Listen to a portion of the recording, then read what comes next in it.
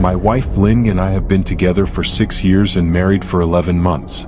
Our entire history together has been very normal and never once have I noticed any weird behaviors or red flags. I can't stress enough how out of character this whole thing is for her. Lynn is very kind, intelligent, and thoughtful. She's always been the no-nonsense type of person. Being childish or trying to scare me is not something she'd normally do. She doesn't even like watching horror movies. When we first started dating, she agreed to watch The Shining with me because she knew how much I loved horror. She was so scared that she didn't even make it through half of the movie before we had to turn it off. She isn't into anything creepy and has never been into pranks. It's just not her cup of tea. And that's fine. But that's what was so strange about this. It's just so unlike her. I should also add that she never had any mental health issues, and as far as I'm aware, it doesn't run in her family. I know some people are able to hide their mental health problems, but in the 6 years we've been together, I think I'd have seen some sort of sign. 2 months ago, I was in the kitchen making myself some coffee before work. I was running a bit late that morning and knew I wouldn't be able to make it to Dunkin' Donuts for my usual morning fix. I took a sip of my coffee as I hurried down the hall towards the front door, when I happened to notice Lynn peeking at me from around the corner ahead of me. I could only see her eyes and a strand of her long dark hair hanging against the wall. The rest of her body was concealed behind the corner. I nearly spilled my coffee when I saw her. I did burn the shit out of my lips. "Geez, Lynn," I said, wiping a few drops of coffee from my pants. "You scared the shit out of me." She immediately popped out of view like a little kid that had been caught. I heard her scurry off towards the living room, and by the time I got to the front door she was out of sight. It was really weird and just totally out of character for her, like I said, but I also found it kind of funny that she was being more playful and a little less serious. I shouted that I loved her and called her a weirdo. As I shut the door behind me, I heard her laughing. Her behavior was a bit odd, but it certainly wasn't something to call a priest over. I forgot about it by lunch, and by the time I got home she was her normal self. I didn't bring it up and neither did she, and life went on. The next incident happened 3 days later. It was around 2 a.m. and I had woken up to get a drink. I was standing at the kitchen island, jug of OJ in hand, when I felt a strong feeling that I was being watched. For whatever reason I looked down at the floor and saw my wife's smiling face staring back. She was peeking at me from the other side of the island, staring up at me with wide unblinking eyes and grinning like the Cheshire Cat. I screamed, I'll admit it, not out of irritation but fear. For some reason at that moment I was scared. At the sound of my scream, Lynn scuttled backwards out of my view, her hands and feet smacking the tile floor as she hurried out of the kitchen on all fours. I didn't run after her or even yell after her. I just stood there frozen in shock, wondering what fuck had possessed her to do that. It took me a little longer than I'd like to admit to go back upstairs, but I eventually did. When I got to our bedroom, Lynn was lying on her side, asleep.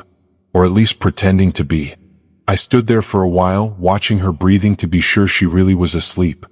I had the feeling she might jump out at me the moment I got into bed. But she didn't. I climbed into bed and she didn't even move. Her breathing was soft and deep, and I was starting to wonder if I'd dreamt the whole thing. The next morning I waited for her to come down for coffee, and after handing her a mug and kissing her cheek I decided to ask her about it. "What was that about last night?" I asked, keeping my tone light so I didn't offend or embarrass her. She frowned over her cup of coffee, shaking her head like she had no clue what I was referring to. "You were peeking at me again. From over there," I said, pointing to the spot on the floor by the kitchen island. She followed my gaze, and when she looked back at me she burst out laughing. She laughed so hard that I couldn't help but join her. "You creep me the fuck out sometimes, you know that?" I said. She giggled and set her cup on the counter and wrapped her arms around my neck. "You creep me out all the time. So I guess we're even," she teased. We said our goodbyes and left for work. As I drove I kept thinking about how creepy it had been seeing her grinning at me from behind the island like that. The sounds her hands made on the floor as she crawled away. I told myself she was just trying to be silly. Just trying to join me in my love of all things horror. It's not like I was afraid of her. But it still didn't sit right with me. I started seeing her peeking at me more and more. Sometimes she'd be peeking out from behind the couch or living room curtains. Once she even managed to get inside her grandmother's old trunk that sits at the foot of our bed. I might not have even known she was there at all had the trunk's old hinges not given her away. She'd had the lid propped up just enough so that only half of her face peeked through. She'd been grinning like an excited toddler. It was unnerving. I didn't even know what to say to her. All I could do was stare. When I finally found my voice, I asked her why on earth was she doing this. She didn't answer, but she had slowly closed the lid, shutting herself inside the trunk. I just walked away feeling disturbed. I didn't understand why she was doing it, but it clearly made her happy. I just hoped she would tire of the game quickly. Lynn didn't peek at me for the next 2 weeks. I started to think she was done with her weird prank and I was relieved. We were watching a show on Netflix one night and I jokingly said that I hadn't seen her peeking at me lately and that she must have given up on her spy game. She looked up at me with a small smile and said, "Maybe I've just gotten better at it." I didn't say anything, but I wondered whether or not she was joking. For the next few days I couldn't stop thinking about what she'd said. Was she still peeking at me when I wasn't looking and I just hadn't noticed? And if so, what the hell was she getting out of this? I started to feel paranoid, constantly checking whether she was watching from around the corner or behind a door. I was jumpy whenever I was home and she wasn't in full view of me. I felt stupid and a little crazy. But after a few weeks without another incident, I began to relax. I stopped checking behind furniture and walls and told myself it was just a bad memory. Then a few days ago things got so much worse. Lynn left to go to a friend's and I lounged on the couch and played a couple games on my laptop. Around 9 p.m. I hopped in the shower and as I was washing the soap from my hair, I felt that awful feeling that I was being watched. I slowly opened my eyes and almost had a fucking heart attack. Lynn was peeking from behind the shower curtain, her entire head stretched into the shower, leaving just her body outside. Her long dark hair hung against the curtain, the ends dripping with water. Her mouth hung open in a terrible grin, eyes wide and red, as if she hadn't blinked in a while. I screamed and jumped back against the wall. She didn't move nor did her smile waver. Her makeup ran down her cheeks in 2 black streaks. She looked giddy and completely deranged. I was fucking terrified. We stood like that for a few moments, neither of us saying a word. Finally, after what felt like forever, she slowly pulled her head back out of the shower, and I watched her blurry figure through the curtain as she moved backwards towards the bathroom door.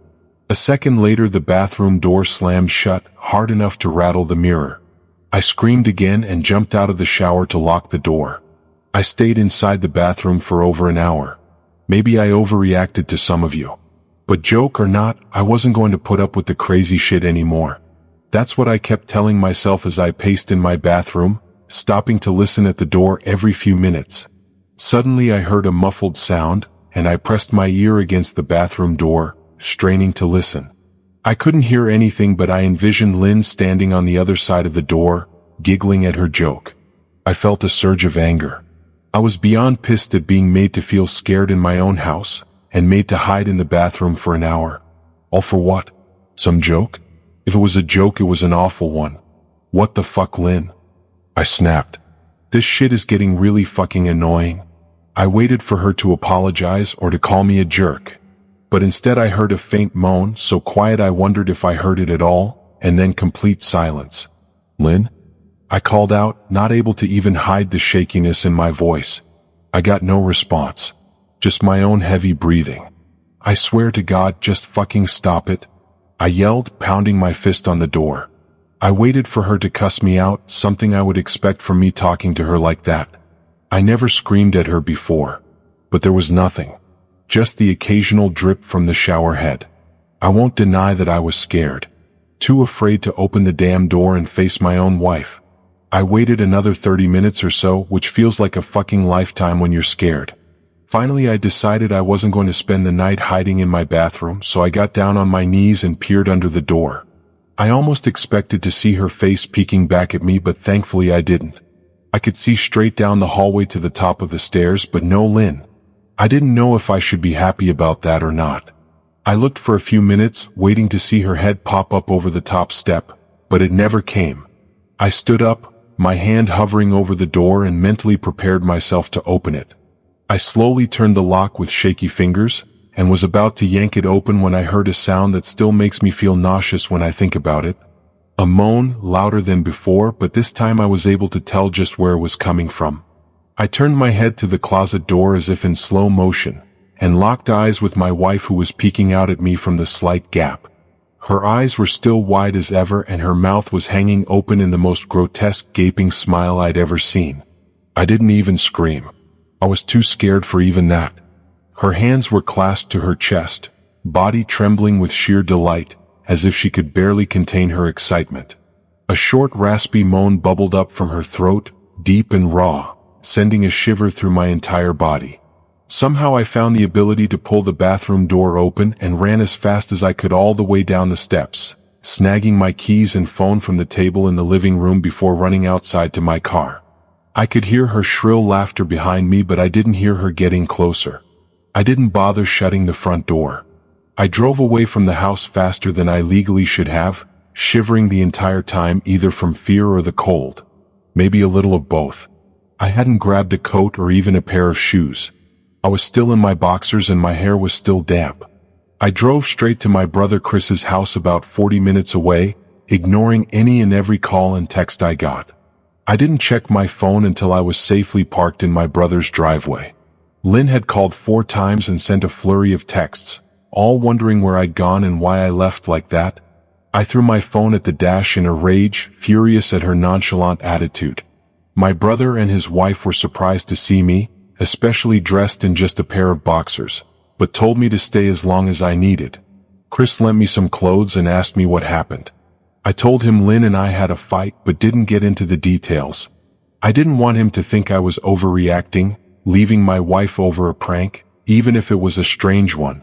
I mean, hadn't I encouraged her for years to lighten up instead of being so serious all the time? I had wanted her to relax and loosen up, but this was definitely not what I'd had in mind. I tried to sleep on their sofa, but my brain wouldn't let me sleep. Every time I closed my eyes, I saw Lynn's face staring at me from inside the closet. Knowing she'd been in there with me the entire time made my skin crawl. She'd never left the fucking bathroom at all. Instead, she slipped inside the closet and slammed the bathroom door shut to fool me. The mere thought of going back home gave me anxiety. I tossed and turned, unable to sleep.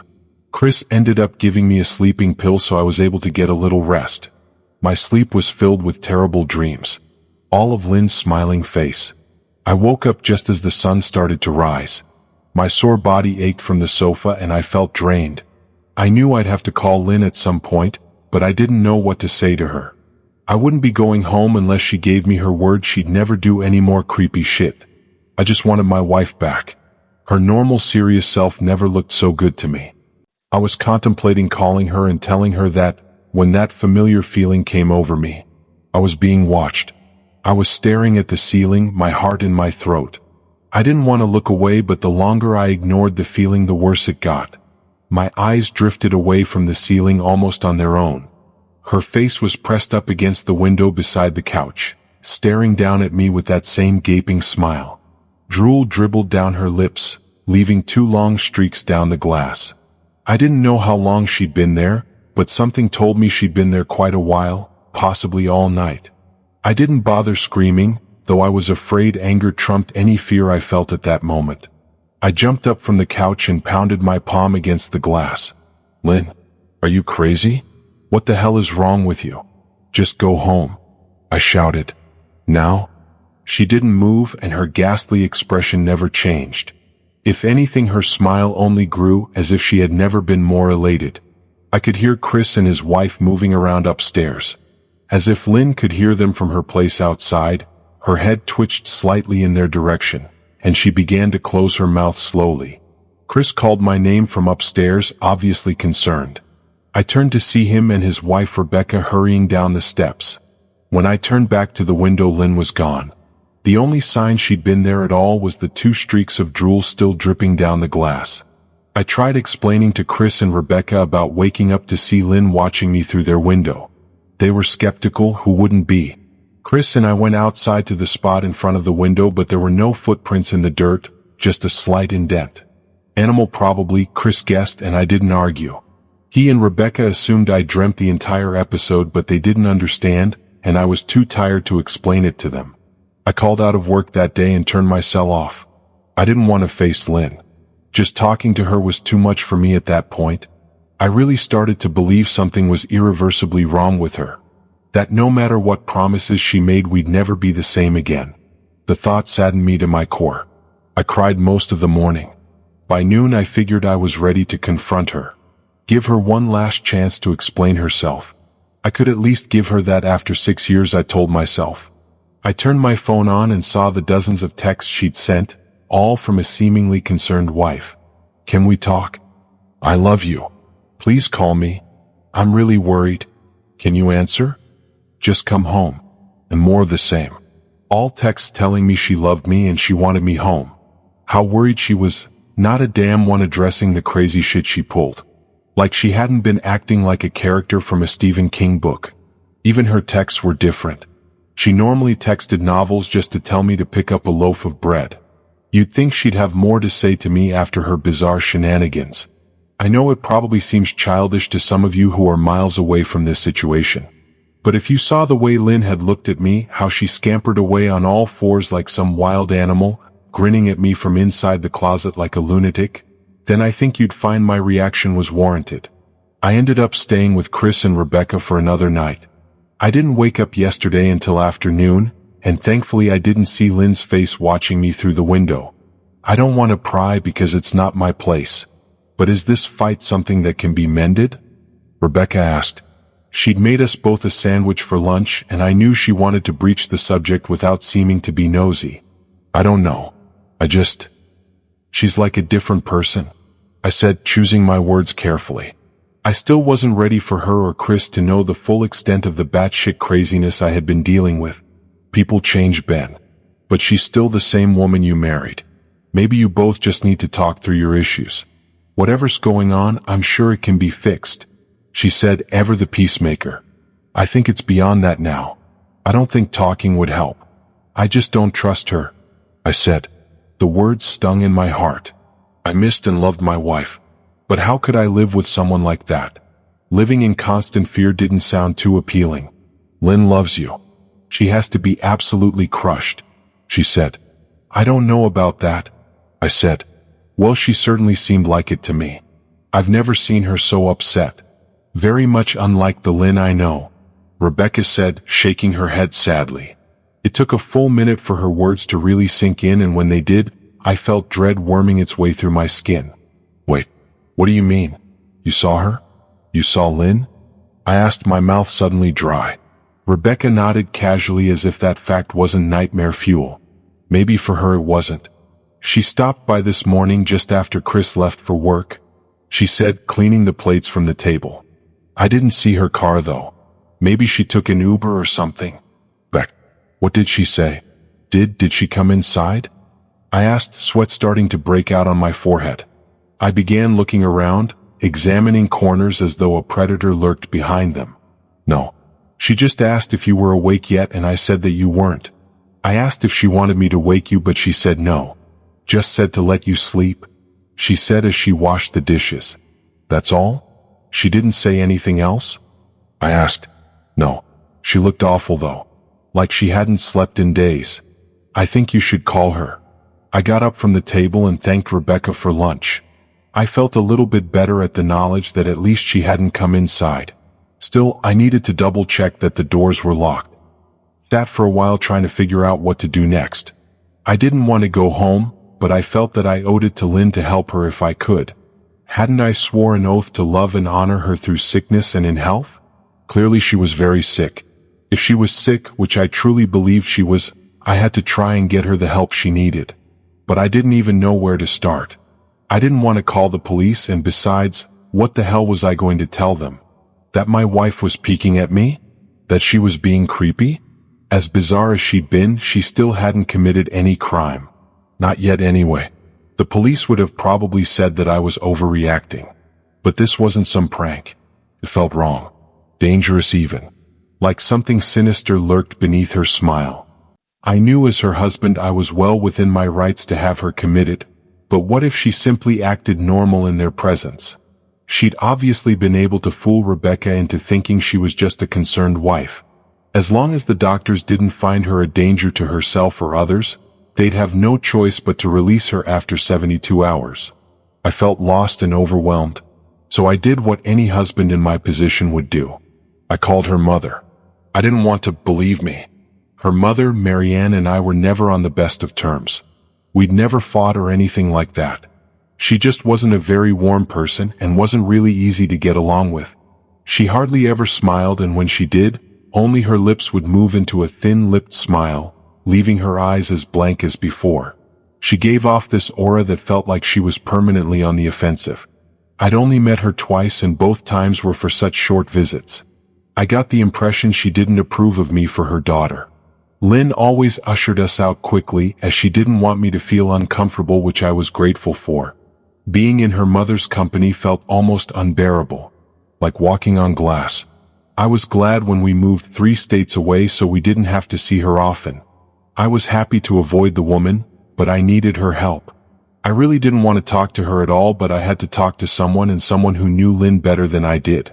So I grit my teeth and did what I had to. Yes, she answered, already sounding irritated. Marianne, it's me, Ben. Do you have a minute to talk?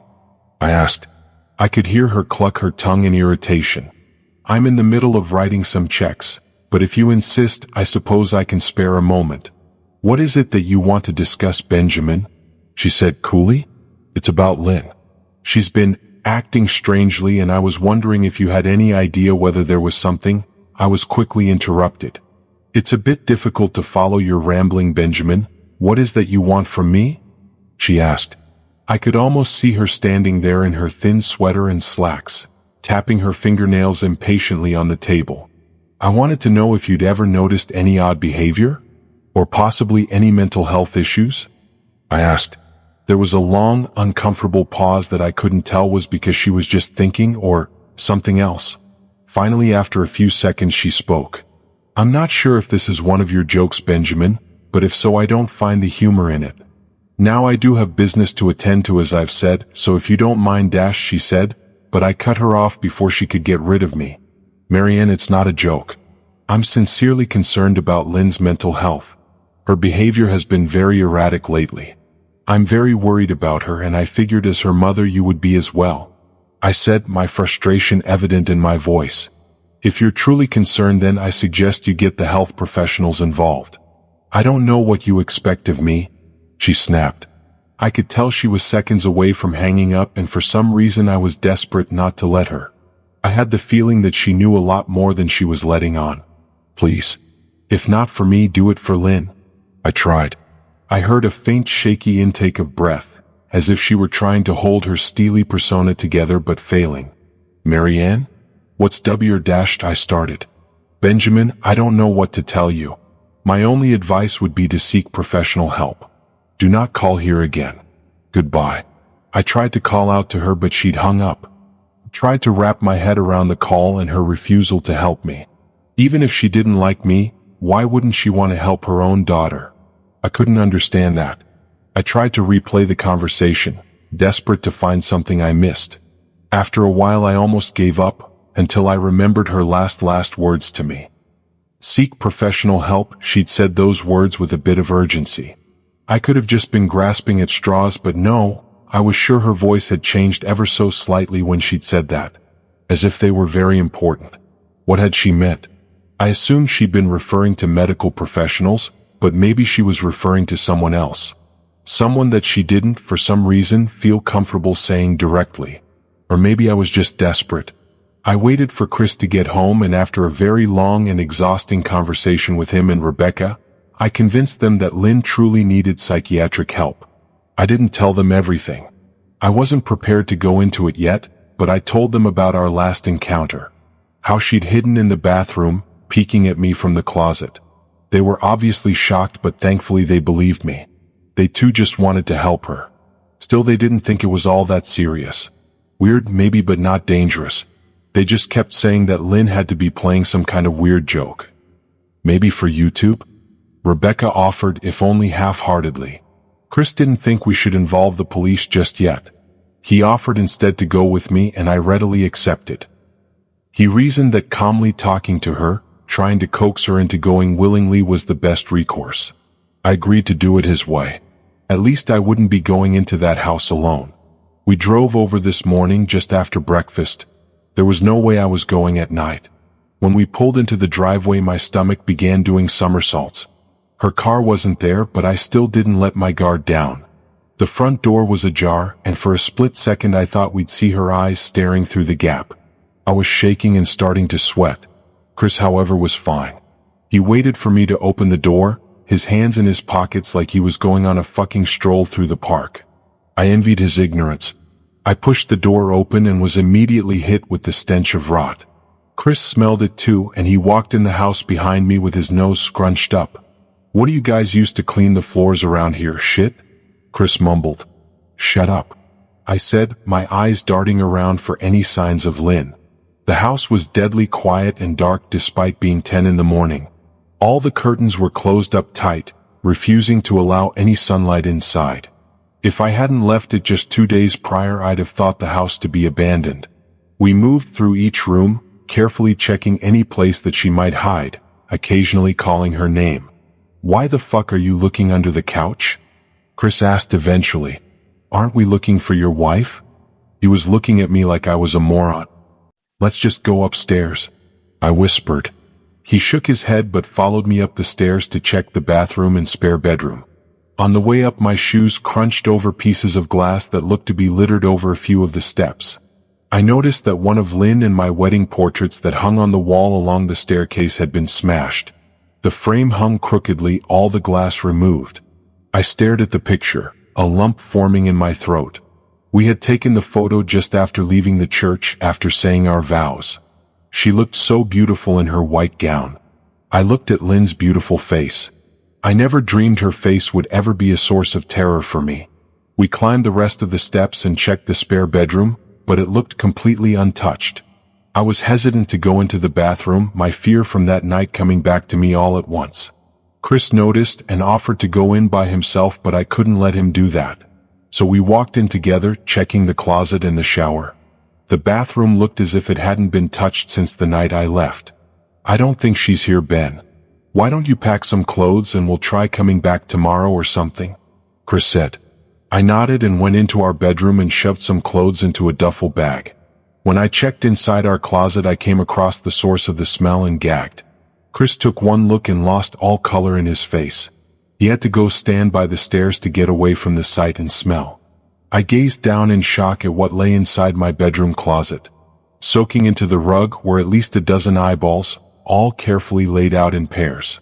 Some were as large as a quarter while others were as tiny as a marble. I stared down at the eyes she'd collected from small animals, and I wondered how she'd gotten them and shuddered at the thought. Man, I thought I had it bad with Becca's shoe addiction. But fuck me. "Your wife's in here collecting eyeballs?" Chris said, gagging. "Ben, I think we should go," he called from the hall. "I'm getting nauseous." "All right." I grabbed my duffel and shut the closet door on my new nightmare. I stepped out into the hall and took a deep breath of air. I could taste the rot on my tongue and I couldn't help but gag.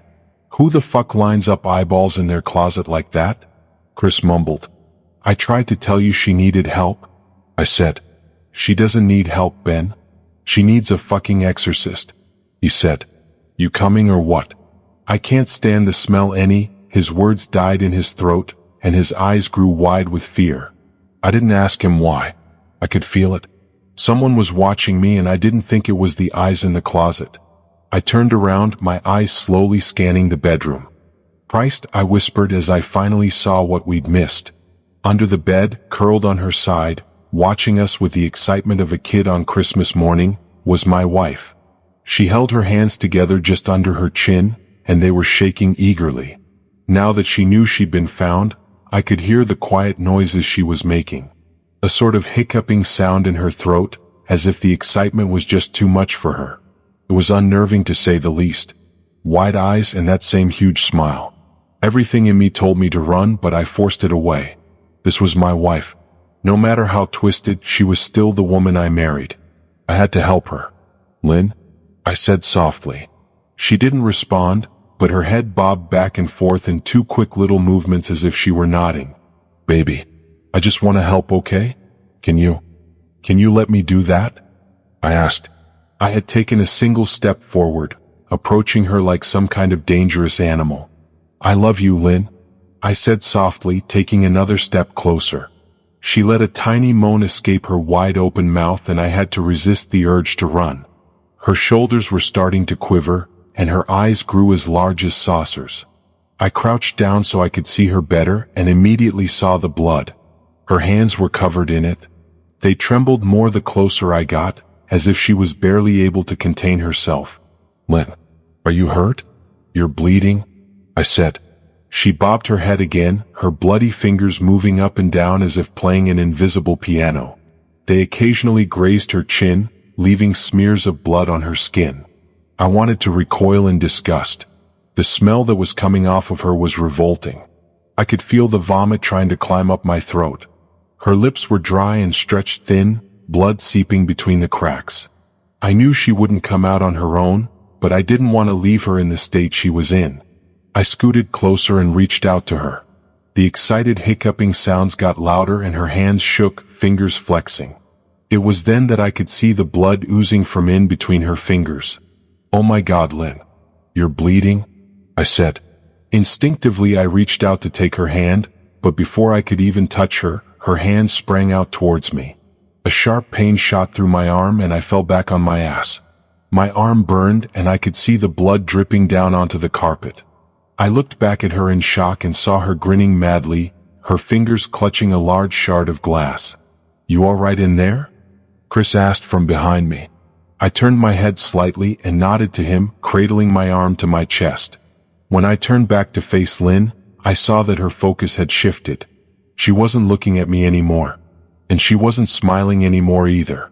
She was staring past me, her eyes glaring at Chris the way a hungry lion might stare at an antelope. Her mouth was still hanging open, but it was twisted into a snarl. I got to my feet and began walking backwards down the hall, afraid to take my eyes off her. Are you bleeding? Chris asked. The moment the words left his mouth, Lynn started fast scooting out from under the bed, the glass shard still in her fist. Chris, run. Go, I yelled. He must have been too afraid to move because a second later I felt my back bump into him. He was still standing at the top of the stairs, staring at the horror that was my wife. Lynn had crawled completely out from under the bed and stood in the bedroom doorway, her face twisted in rage. Her whole body was visibly tense. Blood ran down her fingers and onto the floor. Jesus, Lynn? Chris said, you playing hide and seek? I reached back and pushed him towards the steps. Move your ass, Chris, I said as quietly but firmly as I could. Lynn bobbed her head in fast, sharp motions, and began to grin, stretching her mouth open wider and wider so that her chin seemed to touch her chest. I heard Chris mutter a prayer and then he was running down the stairs. I stood at the top of the steps, stuck between the love for a woman who clearly needed serious help and self-preservation. I only want to help, I said, choking back tears. Her eyes focused on me once again as she slowly lifted the glass, holding it out in front of her. And then she started sprinting towards me, grinning with utter excitement. Thankfully my body took over and I flew down the stairs, skipping 2 or 3 at a time. I made it to the front door before I felt her leap onto my back, wrapping her arms around my neck, her open mouth next to my ears so that I could hear those terrible hiccuping sounds up close. I shook her off me, knocking her to the floor. I felt a searing pain in my back as she went, but I tore open the front door and bolted to my car. Chris was standing in the front yard, talking on the phone with the police. I didn't say a word, I just ran to my car and jumped in. Chris took the hint and followed me, still on the line with 911. I watched the rear-view mirror, sure I'd see her there running after us. But I never did. I went straight to the ER and got 11 stitches in my arm and 3 on my back. Police asked a lot of questions and went back to the house to do a search, but of course, Lynn wasn't there. They advised me to stay with a friend or relative for a while and to file a restraining order as soon as I could, but none of those things would matter. Somehow I just knew. I dropped Chris off at home and went to a motel an hour away. I wanted to put as much distance between me and Lynn as I could. This is where I've been for the last 4 hours. I thought maybe the police would find her, maybe they'd get her the help she desperately needs. But now I don't think so, because 40 minutes ago I got a text from an unknown number. Just 3 words. I found you, and a picture attached. The picture was dark and grainy, but I instantly knew what it was. There was no mistaking my wife's sigh. I started typing this out immediately after. I don't know what to do. I'm alone and scared, and I can't help but feel that I'm being watched.